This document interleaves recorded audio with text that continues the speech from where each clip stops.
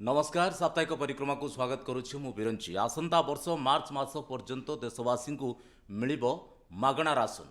Corona महामारी समय देशवासी को मागणा राशन जोगई देबा पई केंद्र सरकार आरंभ करिथिबा प्रधानमंत्री गरीब कल्याण अन्न योजना बा पीएमजे केवाई अवधि को आसंता वर्ष मार्च मास पर्यंत वृद्धि करा जायछि। बुधवार प्रधानमंत्री नरेंद्र मोदी अध्यक्षतार अनुष्ठित केंद्र कैबिनेट रे किछि एभली गुरुत्वपूर्ण निष्पत्ति निया जायछि जा भितर अछि प्रधानमंत्री गरीब कल्याण अन्न योजना। या सहित बहुचर्चित जे कृषि आईन रो उच्छेद पाई मध्य प्रस्ताव आसी जहाँकि कैबिनेट रो मंजूरी नहीं एवं सबुठु गुरुत्वपूर्ण कथा होछि जे जातीय शिक्षा नवीस तालीम योजनार अवधि को आसंता 5 वर्ष पर्यंत मध्य वृद्धि करा जायछि। तो ये गुरुत्वपूर्ण प्रसंग को नहीं आज आमर परिक्रमार प्रसंग अच्छी केंद्र कैबिनेट निष्पत्ति ए प्रसंग आलोचना करने आम सहित अच्छा लक्ष्मण पंडा। तेरे कौन थिला ये कैबिनेट निष्पत्ति आउ ये निष्पत्ति जो मंजूरी मिला एवं ये प्रस्ताव गुड़िक देशवासी किभली स्वार्थ पूरण करुच्ची ए प्रसंग आलोचना करवा। ए प्रसंग अच्छा लक्ष्मण पंडा शीत पंडा मुझे स्वागत करुच्ची। आज प्रसंग अच्छी केंद्र कैबिनेट निष्पत्ति गतकाली प्रधानमंत्री नरेंद्र मोदी अध्यक्षतार जो गुरुत्वपूर्ण कैबिनेट निष्पत्ति निया से सबुठु अधिक चर्चा और देशवासी भितर बेसी खुशी और आनंद देती ताहूँ प्रधानमंत्री गरीब कल्याण अन्न योजना को आसंता 4 मास पर्यंत अवधि वृद्धि करा जायछि। ये जे कोरोना महामारी जिते सारा देशवासी मेरुदंड को भांगी देइथिला समस्त को मानसिक आर्थिक स्तर दुर्बल कर देइथिला सेतबेले प्रधानमंत्री ए प्रकार एक निष्पत्ति नैथिले एवं ताहा आसंता डिसेम्बर रु पुणी आउ 4 मास पय वृद्धि करा जायछि। कोन रहबो ए प्रसंग रे देखते गोटे जुगान्तकारी पदक्षेप एवं जनमानस को गोटे बहुत बड़ सहायता देवार मानसिकता प्रधानमंत्री ये योजना टी वर्तमान जो पंचम पाळीर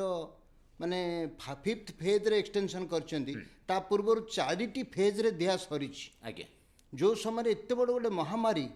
पृथ्वी जो समय त्रस्त हो गला आउ एत बड़ गोटे बहुल जनसंख्या संपन्न गोटे राष्ट्र रे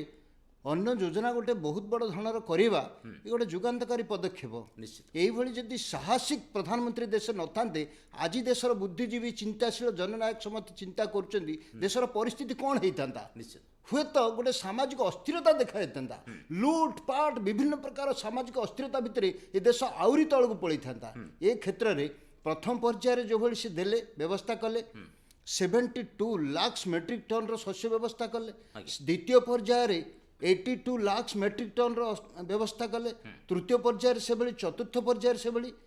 वर्तमान पंचम पर्याय जो भली घोषणा से करिसेंती कोरोना सरी जाइछि कोरोना दबी जाइछि किन लोकंकर मनोबल संपूर्ण रूपे ऊपर को उठी पारनी गरीब लोकटी खाद्य अभाव रे गरीब लोकटी निज घरर रोजगार अभाव रे त्रस्त न हो अत्यंत अव्यवस्था भितर न पड़ू ए क्षेत्र गोटे सामाजिक सुरक्षा पे प्रधानमंत्री की गोटे योजना जुगान्तकारी योजना मु भावुची ए योजनाटी आसंता मार्च पर्यंत जो करिसेंती प्रधानमंत्री बहुत चिंता करी करछेंती कारण गरीबी कौन निजे जीचंती गरीबी अवस्था निजे उठी से कारण प्रथम जो प्रधानमंत्री शपथ ने 2014 मसीह से कहते मो सरकार संपूर्ण रूपे गरीबों समर्पित हम आ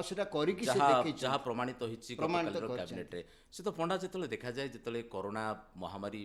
तार प्रलय रचिबा आरंभ कला देशवासी भर भय आतंक सृष्टि है केमिति खाई बंचे कारण समस्त गृहबंदी हो गले घर बाहर रास्ता ना ये समय केंद्र सरकार ये जो योजना बा ये जो निष्पत्ति नेले कारण ये गोटे बहुत बड़ क्राइसिस था। क्राइसिस रू लोक बंचिले तो तापर कौन चिंता कर तो ये गोटे क्राइसिस रे जो दीर्घ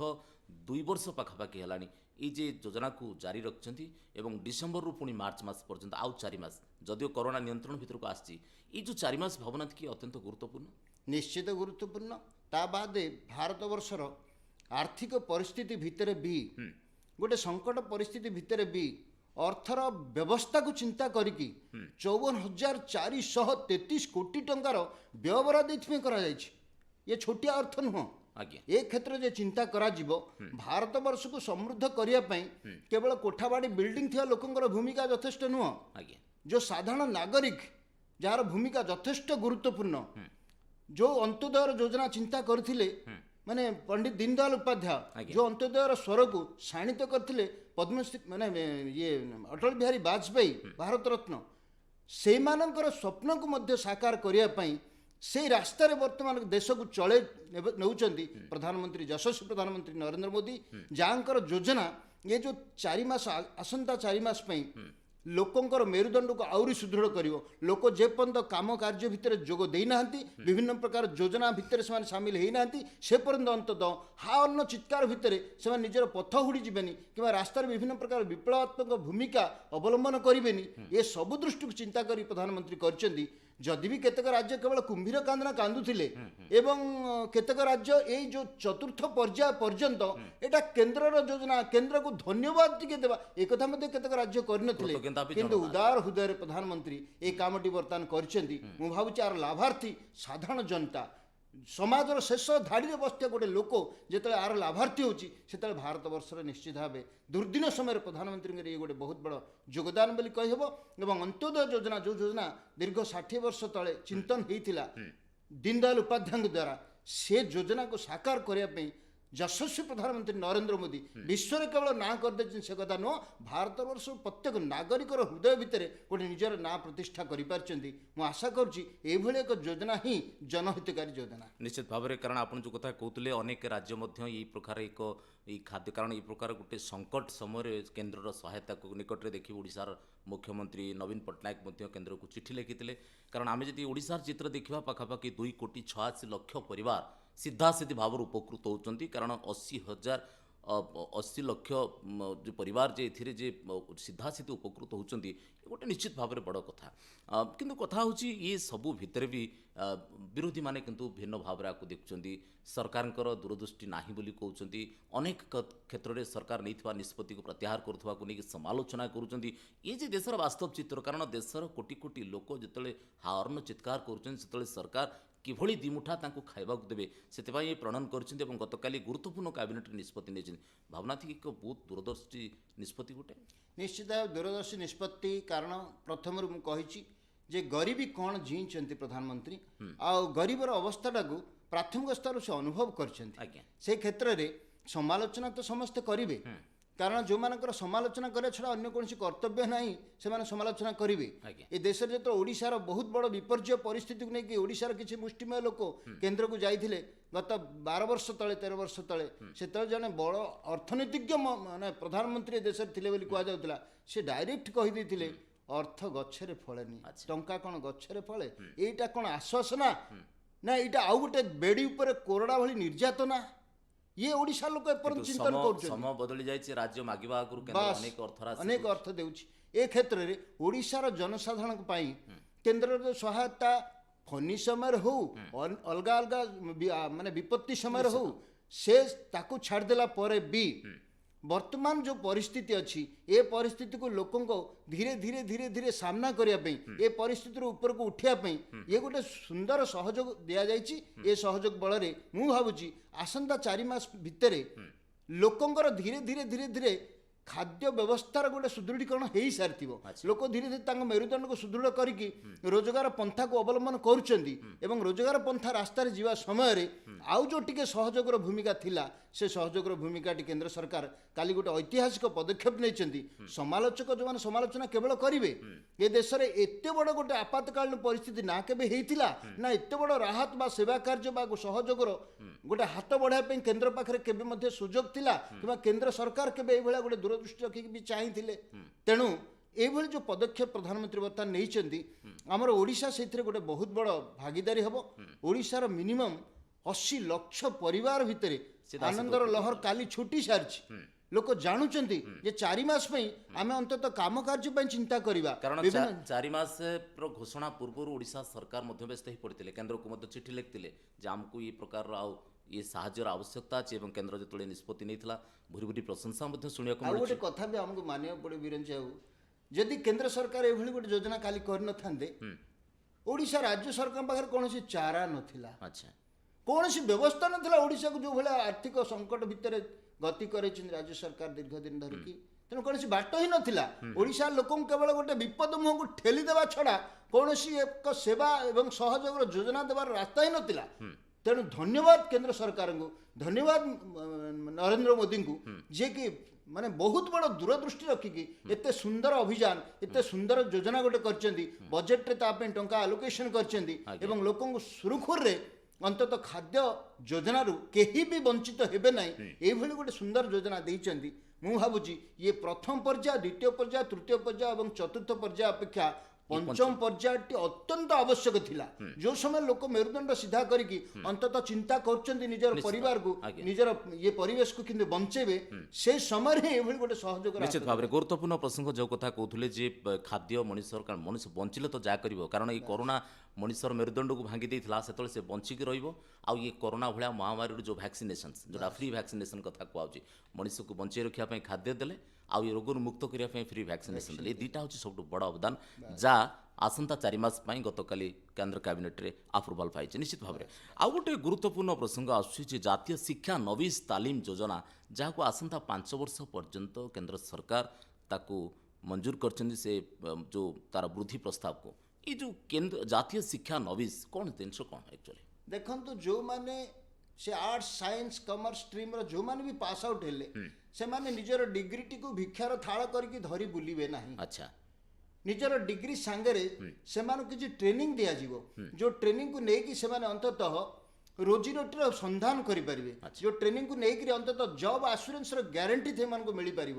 ଏଭଳି ଟେକ୍ନିକାଲ ଟ୍ରେନିଂ ସେମାନଙ୍କୁ ଦିଆଯିବ। ଶିକ୍ଷା ନବିଶମାନଙ୍କ ପାଇଁ ଷ୍ଟାଇପେଣ୍ଡର ବ୍ୟବସ୍ଥା କଲେ ଶିକ୍ଷା ସମାପ୍ତି ପରବର୍ତ୍ତୀ ସମୟରୁ ଯେଉଁ ଅବଧିଟା ରହିଲା ଷ୍ଟାଇପେଣ୍ଡ ପାଇକି ଅନ୍ତତଃ ନୂତନ ରାସ୍ତା ସେମାନେ ତିଆରି କରିପାରିବେ। ସରକାର ସେଇଥିରେ ବଡ଼ ସହଯୋଗର ହାତ ବଢ଼େଇଛନ୍ତି, ଯେଉଁଟାକି ଆମର ଜିଡିପିକୁ ମଧ୍ୟ ସପୋର୍ଟ କରିବ ଏବଂ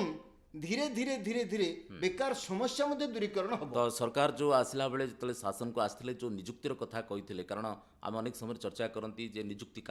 କାହିଁ, କିନ୍ତୁ ଏଇ ଯେ ବେକାର ଶିକ୍ଷିତ ବେକାରମାନଙ୍କୁ ଏଇ ଯେଉଁ ଭତ୍ତା ଦେବା ବା ଏଇ ପ୍ରକାର ଯେଉଁ ଷ୍ଟାଇପେଣ୍ଡାରୀ ପ୍ରୋଭିଜନ୍ କରିବା, ତାକୁ ବଞ୍ଚେଇ ରଖିବା, ଗୋଟେ ପ୍ରଚେଷ୍ଟା ପାଇଁ ବ୍ୟବସ୍ଥା କରିବା, ଭାବନାନ୍ତି କି ଇଏ ଗୋଟେ ବହୁତ ବଡ଼ ଏମ୍ପ୍ଲୟମେଣ୍ଟ ଜେନେରେଟ୍ ପାଇଁ ଗୋଟେ ରାସ୍ତା କାଢ଼ୁଛି। ନିଶ୍ଚିତ ଗୋଟେ କଥା ସହିତ ମୁଁ ଏକମତ ହେଇପାରୁନି। ଏ ଦେଶର ଲୋକ ଯେଉଁ କଥାକୁ ଭାବନ୍ତି ଯେ ମୋଦି ଯେତେବେଳେ ଆସିଲେ ଘୋଷଣା କରିଥିଲେ ଲୋକଙ୍କୁ ନିଯୁକ୍ତି ଦେବେ, ନିଯୁକ୍ତିର ଅର୍ଥ ଚାକିରି ହିଁ ବୁଝନ୍ତି। ଏମ୍ପ୍ଲୟମେଣ୍ଟର ଅର୍ଥ ସେଲ୍ଫ ଏମ୍ପ୍ଲୟମେଣ୍ଟ, ଆତ୍ମନିଯୁକ୍ତି ଆଉ ମେକ୍ ଇନ୍ ଇଣ୍ଡିଆ ପାଇଁ ଉତ୍ସର୍ଗୀକୃତ ହେଇକି କିଛି ନିଜେ କରିବା ଏବଂ ନିଜେ କିଛି ମାର୍କେଟରେ ନିଜର ସୁନାମ ଅର୍ଜନ କରିବା ସଙ୍ଗେ ସଙ୍ଗେ କିଛି ସେଥିରୁ ଆମଦାନୀ କରିବା, କିଛି ନିଜର ବ୍ୟବସାୟ ବାଣିଜ୍ୟକୁ ବଢ଼େଇବା, ଏ ବ୍ୟବସ୍ଥା ମାନେ ନିଯୁକ୍ତି ନୁହଁ। ଏ କଥା ଏବେ ବି, କାରଣ ବିଗତ 70 ବର୍ଷ ଭିତରେ ଆମ ପାଖରେ ସେ ପ୍ରକାର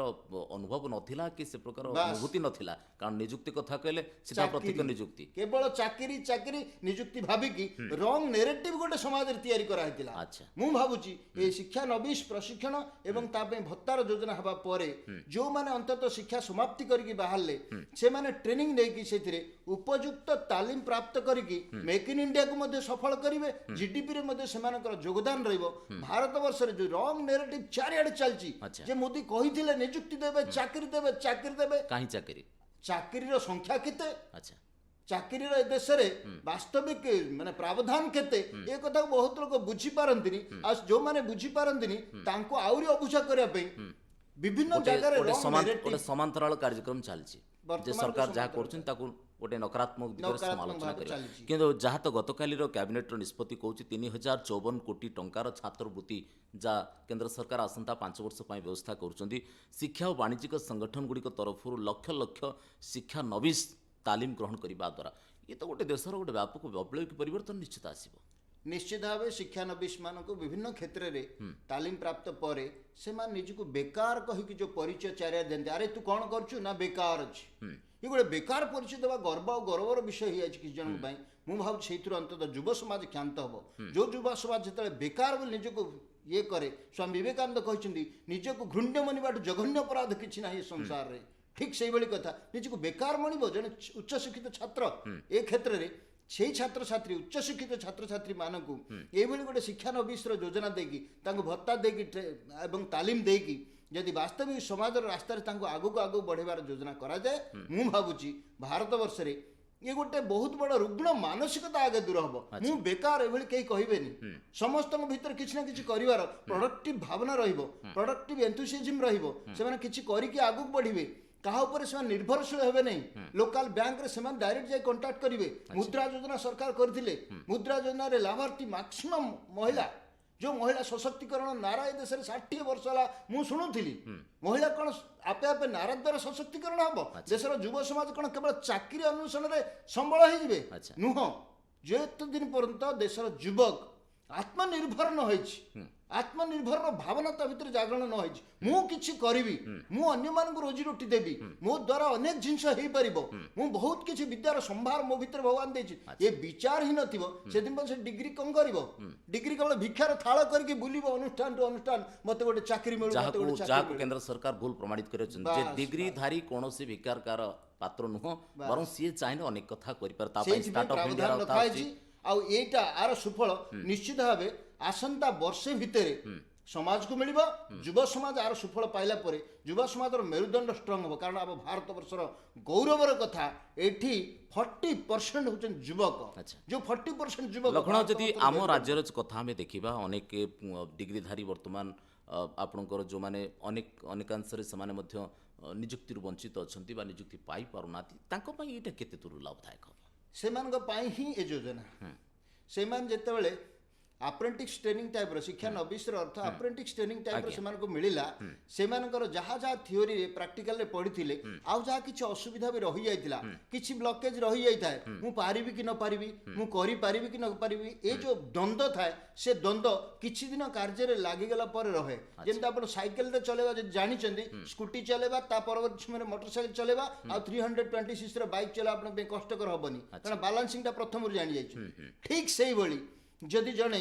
शिक्षा नबीस धारा रे जाकि जदि आपण लखनऊ सीधा कहया गले जोटा को आमे अप्रेंटिस वाली कहउछथि जे जणे गोटे कोनोसी ट्रेनिंग पैसाला परे कोनोसी गोटे जगह रे गोटे ट्रेनी हिसाब रे काम करिवो अप्रेंटिस सर काम कर किछि पैसा मध्य रोजगार कला मनोबल तार आगे बढ़ी एवं किछि अनुभव मध्य पाइला जा ताकू आगामी दिन रे गोटे नियुक्ति रे गोटे स्पष्ट रास्ता ताकू देखिबो और कॉन्फिडेंस बढ़िला ता भीतर आत्म माने जो विश्वास टा तैयारी कला से आत्मविश्वास कारण से कोठु को पर्यंत पळै परिबो आ टिके आत्मविश्वास अभाव रु से जोट थिला ताठो तळ को अवदमित हे एवं सेथि पई केंद्र सरकार आसंता 5 वर्ष पर्यंत से स्टाइपेंडरी सिस्टम बा से प्रकार जो शिक्षा नबीस मान को तालीम योजना रे जो प्रकार वृत्ति तापाई 3054 कोटी टंकार गोटे व्यवस्था कर निश्चित भाव में आउ एक गुरुत्वपूर्ण प्रसंग जहाँ को लेकिन सबुठु बेसी चर्चा होची एवं गत 17-18 मास धरिकी सारा देश में ताकू सबुठु अधिक वितर्कित व्यवस्था बा विषय थिला ता होची कृषि बिल विशेष करके से तीनोटी कृषि बिल को लेकिन तो 19 तारिख दिन मानव प्रधानमंत्री देशवासी को संबोधन करी कहले जे आम किसी लोक बुझेबार अक्षम हेलु से क्षमा मागुचु और ये कृषि बिल को प्रत्याहार करनोचु भावनाथ की सरकार टिके बैकफुट रहा भाया बिल्कुल नुह किसी समय रंग नेरेटिव्स लोकंकर कथारे हे तो आमको मध्य लागि पारे बैकफुट रहउ सरकार एमती का भावना आसी पारे किंतु ताहा नुह गोटे जनाभिमुखी सरकार लोकहित दृष्टि जो बिल टी आनीथिला से सेठी की प्रकाश करचंती प्रधानमंत्री मोदी प्रथम ए जो प्रत्याहार क्षमा मागुची कहया पूर्व प्रत्याहार पई निष्पत्ति लोकंक स्वार्थ पई ना किछि लोकंक स्वार्थ पई नहीं प्रत्याहार स्वार्थ माने निष्पत्ति टी लोकंक स्वार्थ पई एवं बिल टी आनीथिले चासी मानक स्वार्थ पई प्रधानमंत्री सेटा स्वीकार करछे किंतु करै देले जे हां किछु करै देले नै आउ लोक बुझिले नै एमती गोटे माने जनतंत्र रे लोकं को निंदा न करी प्रधानमंत्री केते बड़ महान तार परिचय दैचंती जे आमे बुझेबारे हमर साधना रे कोठी कमी रही गला जो कारण रु आमे बुझेबारे असमर्थ हो जाइछु परवर्ती समय हुए तो नुआ रूप रे आमे आउ किछि बिल आनी पारो आमे बुझेले तापर करी बुझेले आप करिवो किंतु सीतो पंडा जगते चर्चा हुए ये कृषि बिल कौन समस्या रहा कहीं किसी लोक असंतुष्ट ले कहीं किसी लोक रंग नैरेटिव्स जारी रखिले कहीं जे कि जड़े प्रतिपक्ष विरोधी दलर नेता सी गाई गाई बुलूँ बर्तमान जे आमको रास्ता आम स्ट्रीट पॉलिटिक्स करने पड़ो रास्तार ही सरकार को आमको कैफत मागे पड़ो आउ सतु सत से कैफत मागिले सरकार क्षमा मागिले भावनाथ कि ये कौटी नैरेटिव्स जीतीगला भाया नहीं नहीं नेरेटिव जीति ना किंबा सरकार हारी जाई नांती कथार अछि गोटे आवश्यकता दृष्टि पदक्षेप जे वर्तमान देशर जो अस्थिरता अछि विदेश पटु एवं आभ्यंतरण देश पटु जो अस्थिरता अच्छी ताकू सुधरे पे हमको बहुत शक्ति लगे पड़ो अच्छा ये देशर अबुझा लोक केवल बुझेबार शक्ति समर्थ आमर नष्ट हो जाए ताल देश बहुत पछकु पळेबो ए क्षेत्र में सरकार गोटे पदक्षेप जो नैचंती ए पदक्षेपर अर्थ एवं महत्व मध्य लोक को बुझे देइचंती चुप किंता को विड्रॉ करना अच्छा प्रधानमंत्री 135 कोटी लोक निकट रे ନିଜର ଇଚ୍ଛା କ'ଣ ଥିଲା କୃଷି ବିଲ୍ ପାଇଁ ଏବଂ ଲୋକ କାହିଁକି ଯେଉଁମାନେ ପାଇଁ କରାହେଇଥିଲା ସେଇମାନେ ବୁଝିବାରେ ଅସମର୍ଥ ହେଲେ ବା ସେଟା ଇନଡାଇରେକ୍ଟଲି କହିଲେ ଆମେ ବୁଝେଇବାରେ କୋଉଠି ଗୋଟେ ଅସମର୍ଥ ହେଇଗଲୁ କହିକି ତାକୁ ୱିଡ୍ର କରିଛନ୍ତି ଏଇଥିପାଇଁ ଯେ ଯେଉଁ କୃଷି କଲ୍ୟାଣ ଯୋଜନାରେ କରାଯାଇଥିଲା ଯୋଜନାଟି ସେ ବିଲ୍ ଭିତରେ କୌଣସି ପ୍ରକାର ଅସଂଯତ ନଥିଲା ଅବସ୍ଥା ସେଇଥିରେ ଅସଙ୍ଗତି ବିସଙ୍ଗତି କୌଣସି ପ୍ରକାର ନଥିଲା କିନ୍ତୁ ଲୋକ ବୁଝିଲେନି ଲୋକ ବୁଝୁଛନ୍ତି କେବଳ କିଛି ମୁଷ୍ଟିମୟ ଆଡ଼ତିଆ ବେଚୋଲିଆ ଯୋଉ ଦଲାଲ ଯୋଉମାନଙ୍କୁ କୁହାଯାଏ ସେଇମାନେ ମାନେ ଲାଗୁ କଲେ ବର୍ଷେ ଧରିକି ଏଇ ଯୋଉ ମାନେ ଆନ୍ଦୋଳନ କୋଉଠି ଆନ୍ଦୋଳନ 2 ଦିନ 3 ଦିନ 5 ଦିନ 7 ଦିନରେ କିନ୍ତୁ ଗୋଟେ ସରିଯାଏ ବର୍ଷା ଅଧିକ କାଳ ତାଙ୍କୁ ଆନ୍ଦୋଳନ ଜୀବୀ ମଧ୍ୟ ମାନେ ସେଥିରେ କୁହାଗଲା। ଆନ୍ଦୋଳନର ସଫଳତା ବା ଇ ପ୍ରତ୍ୟାହାରର ଯେତିକି ଗୁରୁତ୍ୱ ନାହିଁ କିନ୍ତୁ ଆନ୍ଦୋଳନ ଜାରି ରଖିବା ହଉଛି ଏବେ ଦେଖନ୍ତୁ ପ୍ରତ୍ୟାହାର ପରେ ସେମାନଙ୍କର ଯୋଉ ରଙ୍ଗ ନେରେଟିଭ ଚାଲୁଛି ଚାରିଆଡେ ଆମର ବିଜୟ ହେଲା ଆମେ ଯୁଦ୍ଧରେ ବିଜୟ ହେଲୁ କି ଯୁଦ୍ଧ ତୁମେ କରୁଥିଲ ଏ ଦେଶ ତାର ଅର୍ଥ ତୁମେ ଯୁଦ୍ଧ ମୁଡରେ ତୁମେ ବିଶୃଙ୍ଖଳା ମୁଡରେ ତୁମେ ଦେଶକୁ ବରବାଦ ମୁଡରେ ଥିଲ ଯୋଉ କାରଣ ତୁମକୁ ବହୁତ ଆନନ୍ଦ ଲାଗୁଛି କିନ୍ତୁ ଲକ୍ଷ୍ମଣ ବାବୁ ଆଉ ଗୋଟେ କଥା ଆସେ ଯେ ଏଇ ବିଲ୍ ପ୍ରତ୍ୟାହାର ପରେ ଅନେକ ଲୋକଙ୍କର ମଧ୍ୟ କଷ୍ଟ ହୋଇଛି କାରଣ କ୍ଷୁଦ୍ର ନାମମାତ୍ର ଚାଷୀମାନେ ଏଥିରେ ଉପକୃତ ହେଇଥାନ୍ତେ ଚାଷୀ ପାଇଁ ଗୋଟେ ଭାଷ୍ଟ ଏକ୍ସପାଣ୍ଡେଡ୍ ଫିଲ୍ଡ କ୍ରିଏଟ୍ ହେବାକୁ ଯାଉଥିଲା କିନ୍ତୁ ଏ ସବୁ କଥା କିଛି ମୁଷ୍ଟିମୟ ଲୋକ କିଛି ଅଣଚାଷୀ କିଛି ଚାଷୀ ନେତା ନାଁରେ ନେତୃତ୍ୱ ନେବା ପାଇଁ ଦାବିଦାର ହେଉଥିବା କିଛି ବ୍ୟକ୍ତିତ୍ୱ ଯେଉଁମାନେ ଜାରି ରଖିଲେ ଏବଂ ସରକାର ମଧ୍ୟ ପ୍ରତ୍ୟାହାର କଲେ ଭାବୁନାହାନ୍ତି କି ଏଥିରେ କ୍ଷୁଦ୍ର ନାମମାତ୍ର ଚାଷୀମାନେ ବହୁମାତ୍ରାରେ କ୍ଷତିଗ୍ରସ୍ତ ହେଲେ ବହୁତ ଲୋକ ଏ କଥା କହୁଛନ୍ତି ଆପଣ ଯୋଉ କଥାଟି ଏଇଠି ସ୍ୱୀକାର କଲେ ବହୁତ ଲୋକ ଏ କଥା କହୁଛନ୍ତି ଯେ 20% ଲୋକ ଅଡ଼ି ବସିବା କାରଣରୁ 80% ଲୋକଙ୍କର ଲସ୍ ହେଲା ଆଉ ଯୁଗେ ଯୁଗେ ଏ କଥା ମଧ୍ୟ ହୁଏ ଆଜ୍ଞା 20% ଲୋକଙ୍କ ଲାଗେ 80% ଲୋକଙ୍କର ଲସ୍ ହୁଏ ସେ କାରଣରୁ ଗୋଟେ ଫିଲ୍ମ ଡାଇରେକ୍ଟର ନାନା ପାଟକର ବି କହିଛନ୍ତି जिस देश में 100 में से 80 बेईमान फिर भी मेरा भारत महान ଆଚ୍ଛା 100 में से 80 बेईमान କିଛି ବୁଝିବେନି 100ରୁ 80 ବେମାନ ଚିନ୍ତା କରନ୍ତୁ 100ରୁ 80 ଲୋକ ସମର୍ଥନ କରିକି ମଧ୍ୟ 20% ଲୋକ ବିରୋଧ କଲେ ଗୋଟେ ଏତେ ବଡ଼